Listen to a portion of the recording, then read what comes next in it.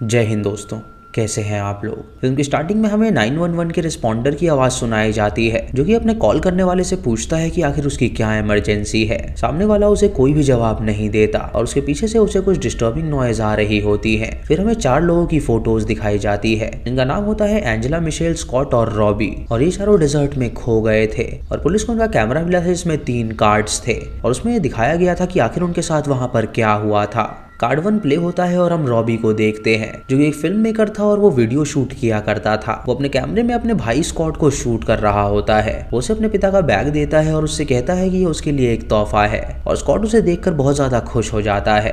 उसके बाद वो स्कॉट को अपनी माँ का बनाया हुआ एक नेकलेस देता है, जो कि स्कॉट को काफी पसंद आता है और वो उसे रख लेता है। कुछ देर बाद वहाँ पे अर्थक्वेक आता है और ये दोनों भाई अपने आप को संभालते हैं। और फिर अगले दिन स्कॉट अपने स्टूडियो में जाता है, जहाँ वो मिशेल से मिलता है, जो कि एक सिंगर थी और वो उसका म्यूजिक रिकॉर्ड करता है। मिशेल बहुत ही अच्छा गाना गाती है और वो उसकी ऑडियो एडिटिंग में लग जाते हैं। मिशेल उससे पूछती है कि आखिर वो म्यूजिक वीडियो शूट करने के लिए कहां पर जाएंगे, तो रॉबी उससे कहता है कि शूटिंग के लिए डिजर्टेड एरिया बहुत ही बढ़िया रहेगा। उसके बाद रॉबी और स्कॉट अपनी माँ के पास जाते हैं, जहाँ उनकी माँ उन्हें देखकर बहुत ज्यादा खुश हो जाती है। फिर रॉबी अपनी दोस्त एंजेला से मिलने जाता है, जो कि एक मेकअप आर्टिस्ट थी और म्यूजिक वीडियो के लिए मिशेल को स्टाइल करने वाली थी। वो उसे वीडियो कॉल करता है और उससे पूछता है कि क्या वो डेजर्ट में चलने के लिए एक्साइटेड है। तो एंजेला उससे कहती है कि वहाँ पे गर्मी होगी, इसीलिए उसने अपने शॉर्ट्स तैयार कर लिए हैं और वो वहाँ पे चलने के लिए बहुत ज्यादा एक्साइटेड है। यानी दोस्तों, रॉबी, स्कॉट, एंजेला और मिशेल ये चारों ही म्यूजिक वीडियो शूट करने के लिए वहाँ पे जाने वाले थे। अगले सुबह वो लोग फ्लाइट से दूसरे शहर की ओर निकल जाते हैं और वहाँ पे एक होटल रूम लेते हैं, जहाँ पे वो खूब इंजॉय करते हैं।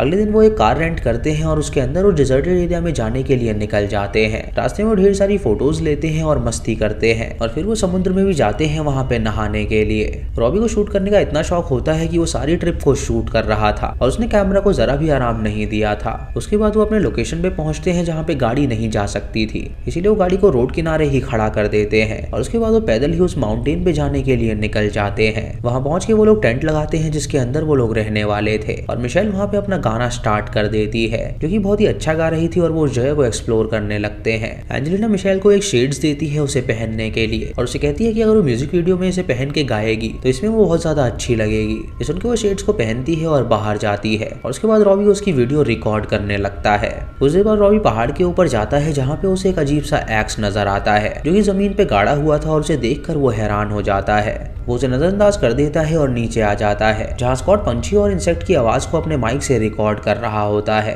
रात को वो सभी अपने अपने टेंट में चले जाते हैं सोने के लिए और तभी अचानक उसे अजीब सी आवाज आने लगती है, मानो कि बाहर कोई बम फट रहा हो या तो गोली चल रही हो। ये सुनकर रॉबी स्कॉट से कहता है कि उन्हें बाहर चल के देखना चाहिए कि आखिर वहाँ पे क्या हो रहा है। तो स्कॉट टेंट की जिप खोलता है और बाहर निकल जाता है। वो दोनों देखते हैं कि एंजेला और मिशेल भी उस आवाज को सुन रही थी और वो आवाज उन्हें बहुत ज्यादा इरिटेटिंग लग रही थी। वो चारों उस आवाज का पीछा करते हुए आगे बढ़ने लगते हैं। तीनों आवाज बहुत ही तेज होने लगती है, जिससे वो काफी ज्यादा डिस्टर्ब हो जाते हैं, इसीलिए वो वापस अपने टेंट में आ जाते हैं। अगली सुबह जब वो उठते हैं तो उनका सर बहुत तेज दर्द हो रहा होता है, कि उस आवाज की वजह से उनकी नींद पूरी कंप्लीट नहीं हो पाई थी। फिर वो सभी अपने माइक को गड्ढे के अंदर डालते हैं ताकि वो उसके अंदर रहने वाले कीड़ों की आवाजें सुन सके। रॉबी को उसके अंदर से बहुत ही अजीब आवाज आती है, जिसे सुन के वो हैरान हो जाता है और उसके बाद वो मिशेल से कहता है कि वो भी उस आवाज को सुने। मिशेल जब उस आवाज को सुनती है तो उसे फील होता है कि वहाँ पे किसी तरह की इलेक्ट्रिसिटी है, जो कि अंदर पत्थर गिरने की वजह से वहाँ पे आ रही थी। तभी उन्हें वहाँ पे रैटल स्नेक भी नजर आता है, जिससे डर के वो लोग वहाँ से भाग निकलते हैं। रॉबी जब आसमान की तरफ देखता है तो उसे डे लाइट में चांद नजर आता है। वो मिशेल से कहता है कि उसे कल रात बहुत ही गंदा सपना आया था। तो मिशेल उससे कहती है कि उसे भी बहुत ही बुरा सपना आया था। उसके बाद वो दोनों अपनी म्यूजिक वीडियो शूट करते हैं और मिशेल एक्टिंग करती है।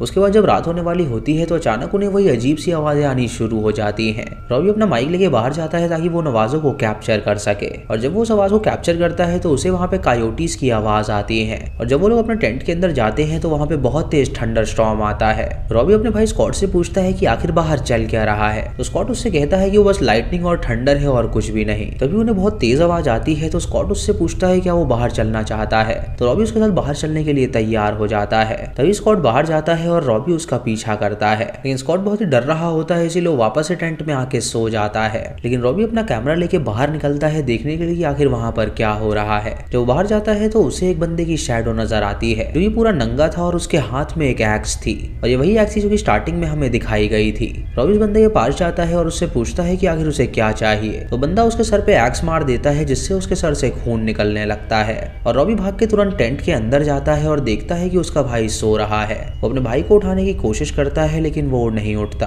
और तभी वो एक्स वाला बंदा एंजेला और मिशेल के टेंट के अंदर भी चला जाता है और वो उन्हें एक्स से मारने लगता है, जिससे वो दोनों बहुत जोर से चिल्लाती हैं। रॉबी ये सारी आवाजें सुन रहा होता है लेकिन अंधेरे के कारण उसे कुछ भी दिखाई नहीं दे रहा होता। वो अपने टेंट में ही छुपा रहता है और वो आवाजें सुनता रहता है और दोनों लड़कियां उसे मदद के लिए पुकार रही होती हैं। उसके बाद रॉबी बाहर जाता है जहाँ पे उसे मिशेल की बॉडी नजर आती है जो पूरी तरह खून से लथपथ थी और वो बुशेस के अंदर पड़ी हुई थी। तभी रॉबी के सामने एंजेला आती है जो कि खून से लथपथ थी, कि उस बंदे ने उसे भी बुरी तरह स्टैब किया था। वो रॉबी से पूछती है कि आखिर यहाँ पे क्या हो रहा है, तो रॉबी उससे कहता है कि उसे इस बारे में कुछ भी नहीं पता। वो दोनों एक दूसरे का सहारा बनते हैं और सोचने लगते हैं कि आखिर वो बंदा कहाँ पर होगा। वो दोनों एक चट्टान के अंदर जाके छुप जाते हैं, लेकिन तभी वहाँ पे वो एक्स वाला बंदा आता है जो कि एंजेला को अपने साथ उठा के ले जाता है। एंजेला रॉबी से कहती है कि वो उसकी मदद करे लेकिन वो उसकी मदद नहीं कर पाता। कुछ देर बाद अगली सुबह हो जाती है और हम रॉबी को देखते हैं जो कि चट्टान से बाहर निकल के देखता है कि अब रास्ता क्लियर है। उसे सर में बहुत तेज चोट लगी होती है जिसकी वजह से उसका खून नहीं रुक रहा होता और वो बहुत ज्यादा जख्मी होता है।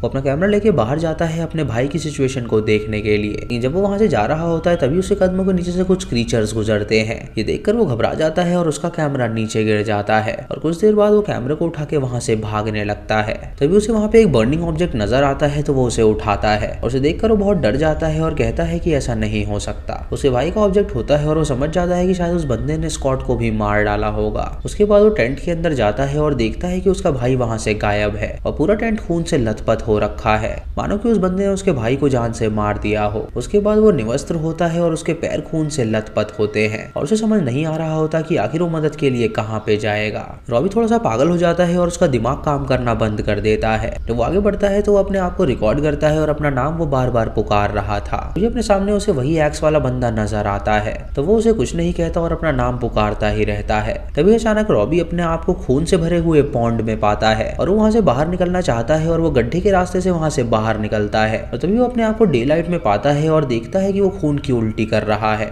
ये सब ऐसा हो रहा था कि मानो कि वो टेलीपोर्ट होकर दूसरे डायमेंशन में आ गया हो। जब वो आगे बढ़ता है तो उसे 4 लोग आते हुए नजर आते हैं और वो उनके पास जाने लगता है और चिल्ला के उनसे मदद मांगता है। तभी वो देखता है कि वो चारों कोई और नहीं बल्कि वही लोग हैं जो कि वहां पे आ रहे हैं म्यूजिक शूट करने के लिए। उन सबको आवाज लगाता है और उन्हें रोकने की कोशिश करता है कि वो उस डिजर्ट की तरफ ना जाएं वरना वो सभी मारे जाएंगे, लेकिन वो दूसरे डायमेंशन में होता है जिसकी वजह से उसकी आवाज कोई सुन नहीं पाता। दोस्तों अब यहाँ पे क्या हो रहा था ये आपको आगे पता चलेगा।